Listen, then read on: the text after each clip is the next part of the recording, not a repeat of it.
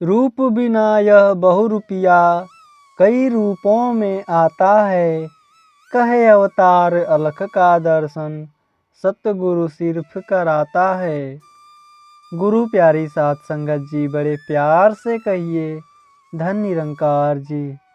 आशा करते हैं कि आप सभी महापुरुष सतगुरु की कृपा से जहाँ भी होंगे बहुत ही अच्छे होंगे। साध संगत जी, आज के टॉपिक का नाम है धरती को स्वर्ग बनाते चलें। साध संगत जी, संत कबीर जी ने अपनी पंक्तियाँ उस समय कही थी जब मध्यकाल का भारत जात पात, ऊंच नीच, अमीर गरीब और छोटे बड़े के भेदभाव में उलझा पड़ा था। जाति पाति पूछे नहीं कोई, हरि को भजे सो हरि का होई। विशेषकर धर्म पर कुलीन वर्ग यानी ऊंची जाति का वर्चस्व था। धर्म ग्रंथों का पठन पाठन, श्रवण, मंदिरों में पूजन अर्चन वंदन और साधु समाज में शिरकत करना समाज के छोटे वर्गों और समुदायों के व्यक्तियों के लिए कठिन था। और यदि कोई ऐसा साहस करता भी तो वह तिरस्कार का पात्र बनता। उस समय एक तरफ देश इस्लाम की कट्टरता से जूझ रहा था तो दूसरी तरफ समाज हिंदू धर्म के बाह्य आडंबरों में डूबा हुआ था। ऐसे में कोई सीधा सरल व्यक्ति भक्ति करे तो कैसे करे, क्योंकि उस समय भक्ति तो संप्रदायों और वर्गों के पैमानों से नापी जा रही थी। इन परिस्थितियों में कबीर जी जैसे तथाकथित छोटी जाति वालों को भक्ति का दान कौन दे। ऐसा कौन कुलीन संत हो जो उन्हें शिष्य रूप में स्वीकारे। ऊपर से स्थिति यह कि कबीर को न तो हिंदू धर्म कर्म पर विश्वास और न इस्लाम की इबादत के तौर तरीकों पर यकीन। कबीर जी कर्म से बुनकर थे और स्वभाव से अक्खड़ फक्कड़, जहाँ चाह वहाँ राह। इसे नदी नाव संजोग ही कहें कि प्रभु प्राप्ति की आकंठ प्यास लिए काशी के घाट पर लेटे कबीर को भोर काल में स्नान के लिए आए गुरु रामानंद के चरणों का स्पर्श प्राप्त हो गया। सतगुरु ने कृपा की और उन्हें राम नाम का बोध प्राप्त हुआ। रामानंद जी से प्राप्त दृष्टि ने कबीर जी को निर्गुण निराकार सत्ता की उपासना के लिए प्रेरित किया। फिर क्या था, असीम अनंत अविनाशी अजर अमर निराकार की अनुभूति कर कबीर गा उठे। कबीर देखा एक अंग, महिमा कही न जाय। तेज पुंज पारस घड़ी, नैनन रह समाय। अर्थात इस अनंत परम सत्ता को आँखों में तो समेटा जा सकता है, लेकिन यह व्याख्या से परे है, इसलिए इसे शब्दों में अभिव्यक्त नहीं किया जा सकता है। प्रभु प्राप्ति से जीवन में जो परिवर्तन हुआ है उसका साक्ष्य यह है कि तू करता तू भया, मुझ में रही न हूँ। वारी फेरी बली गई, जित देखो तित तू। इस प्रकार कबीर जी की मैं का विलय तू में हो गया। कबीर जी ने अपने आप को इस निरंकार प्रभु के समक्ष समर्पित कर दिया। यह समर्पण ऐसा रंग लाया कि भक्त और भगवान एक ही हो गए। दोनों एक ही रंग में रंग गए, और रंग भी ऐसा जो संसार में देखने को न मिले। साहब कबीर सर्व रंग, रंगिया सब रंग रंग से न्यारा। कबीर जी ने जाना कि ये निर्गुण निरंकार तो पहले भी था, किंतु इसकी अनुभूति तब हुई जब सतगुरु मिला। अगर सतगुरु माया का यह घूंघट नहीं उठाता तो जीवन व्यर्थ ही जाना था। कबीर जी ने एक और सांसारिक रिश्तों में सबसे अहम गुरु के रिश्ते को स्वीकारा।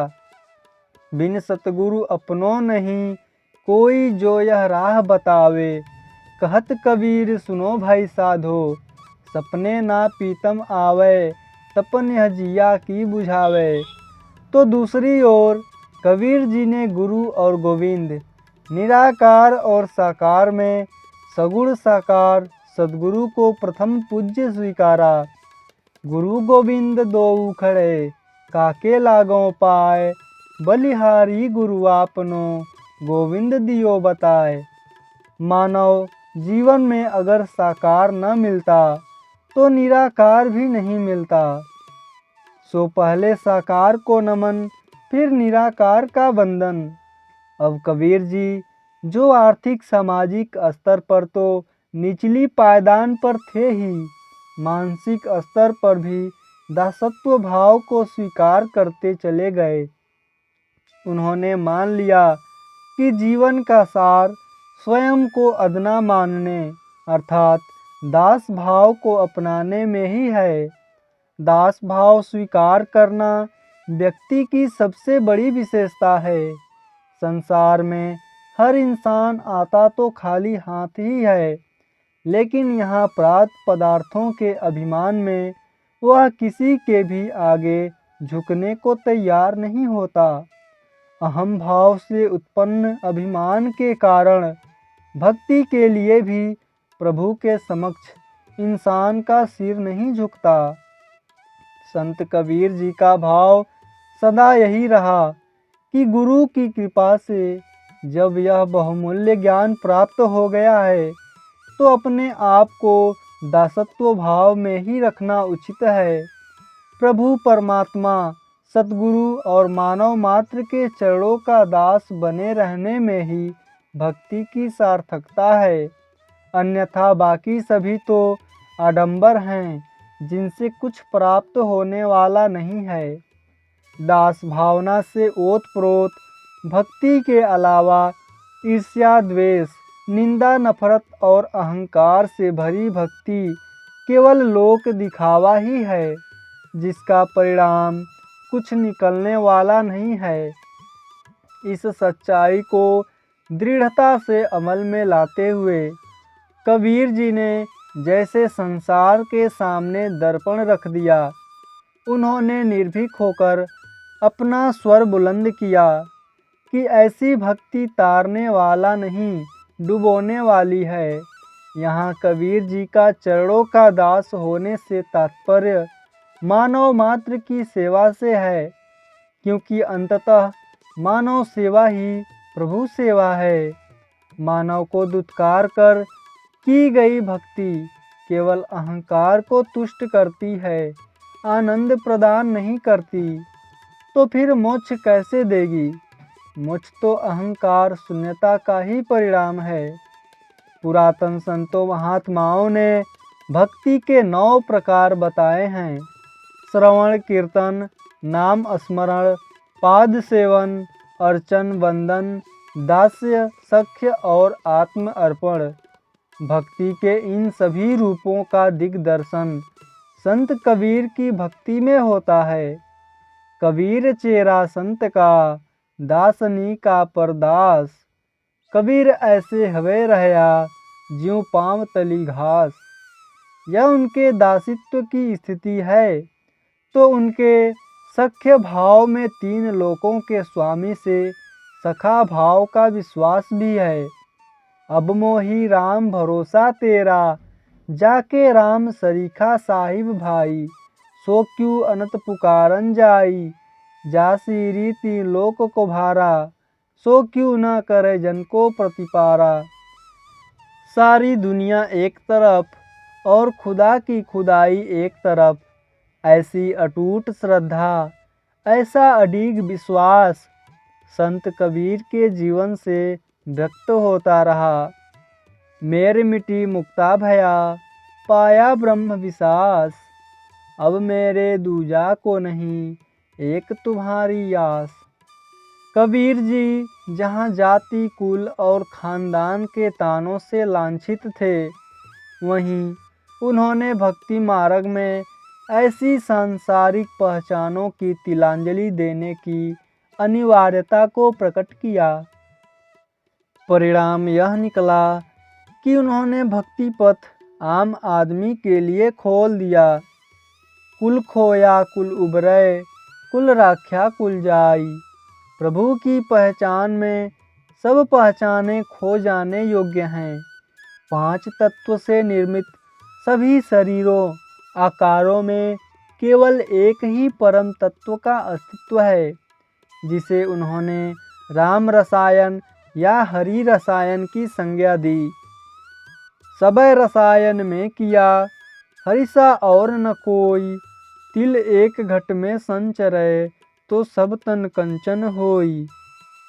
भक्ति में प्रेम की अनिवार्यता को स्वीकार करते हुए संत कबीर जी ने कहा कि प्रेम की जहाँ शून्यता है वहीं दंभ है, और जहाँ दंभ है अभिमान है, वहाँ भक्ति नहीं। भक्ति के नाम पर छलावा है, स्वार्थ पूर्ति का साधन है। प्रेम बिना जो भक्ति है, सो निज दंभ विचार। उदर भरण के कारणे जन्म गंवायो सार। संत शिरोमणि कबीरदास जी ने भक्ति को बोझिल ग्रंथों से मुक्ति दिलाई। उन्होंने डंके की चोट पर कहा कि भक्ति के लिए किसी विद्वता की जरूरत नहीं है। पोथी पढ़ पढ़ जग मुआ, पंडित भया न कोय। 2.5 आखर प्रेम का, पढ़े सो पंडित होय। विद्वता होने पर भी भक्त अपने को दृढ़ मानता है। बुद्धि विवेक देने वाले स्वयं सद्गुरु ही हैं, इसलिए वे ही सर्वज्ञ हैं। स्वयं को अनभिज्ञ अनजान मानने वाला ही सब कुछ जानने वाला बन जाता है। उन्होंने अपना उदाहरण पेश किया कि भक्ति लगन का नाम है, प्यास का नाम है। दूर क्यों जाओ, मुझे ही देख लो। मसी कागज छुयो नहीं, कलम गए नहीं हाथ। चारों जुग के महात्म मुखई जनाई बात। यहाँ उन्होंने स्पष्ट कर दिया कि प्रभु की प्राप्ति ग्रंथों के पारायण से होने वाला नहीं है। यह तो आंखों देखे का मामला है। सतगुरु दिखाए तो दिखता है, वरना पुस्तकों के अक्षरों से भी केवल अभिमान ही मिलता है और वास्तविकता प्राप्ति कुछ नहीं होती। लोग कहें कागज की लेखी, मैं कहूँ आँखन की देखी। सतगुरु की कृपा से प्रभु प्राप्ति के बाद हर प्रकार के भ्रम भुलेखों का निवारण पल में ही हो जाता है और जीवन पूर्ण आनंद से लबरेज हो उठता है। यह जीवन अमोलक है। बड़े ध्यान से, बड़े जतन से इसकी संभाल करनी है, वरना कहीं ऐसा न हो कि जीवन रूपी चदरिया तार तार हो जाए और हम इसके मालिक प्रभु परमात्मा को जवाब देने योग्य भी न रहें। उनका यह संदेश मानव मात्र के लिए था। झीनी झीनी बिनी चदरिया, दास कबीर जतन से ओढ़ी। ज्यों की त्यों धर दीनी चदरिया। प्रभु भक्ति के संवाहक सद्गुरु माता सुदीक्षा जी महाराज आज यही सनातन पुरातन संदेश फिर से मानव मात्र को दे रही हैं। पहले प्रभु को जानो, फिर मानो। प्रभु की जानकारी से ही आत्मा का कल्याण होता है। जन्म मरण के चक्कर से मुक्ति का बस यही एक साधन है। संसार में सबसे बड़ा धर्म मानव धर्म है। मानवता से ही मानव की पहचान होती है। इसीलिए हमें अपने जीवन में मानव मूल्यों को अपनाना होगा। प्रेम, एकता, मिलवर्तन, सहनशीलता, विशालता, दया, करुणा, सेवा और सत्कार जैसे दिव्य गुणों से युक्त मानव जीवन से ही संसार की सुंदरता है। यदि मानव मन सुंदर होगा तभी मानव जीवन भी सुंदर होगा। फिर घर से लेकर संसार तक हर जगह सुंदरता ही दिखाई देगी। संपूर्ण हरदेव वाणी में बाबा हरदेव सिंह जी सारे संसार के सुखमय के लिए संदेश देते हुए कहा है, धरा प्यार से गगन प्यार से कुल संसार है। प्यार चाहिए हर किसी को, प्यार जीवन का सार है। प्यार ही सच्ची दौलत है ये, प्यार बड़ी ही बरकत है। आदमी की इस दुनिया में प्यार से होती कीमत है। प्यार है पूजा, प्यार इबादत, प्यार खुदा की नेमत है। यही प्यार तो गुरु पीर की दुनिया को नसीहत है।